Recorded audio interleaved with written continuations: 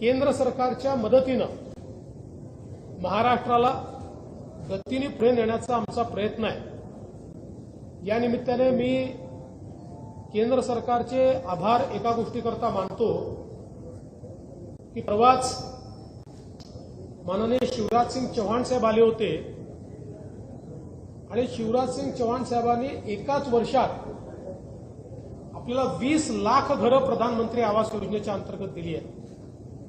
हा देशातला रेकॉर्ड आहे। म्हणजे अनेक राज्यांना 10 वर्षात देखील 20 लाख घरं मिळालेली नाही। महाराष्ट्रामध्ये पहिल्यांदा आपण 2022चं जे टार्गेट ठेवलं होतं ते एससीसीच्या यादीप्रमाणे ठेवलं होतं।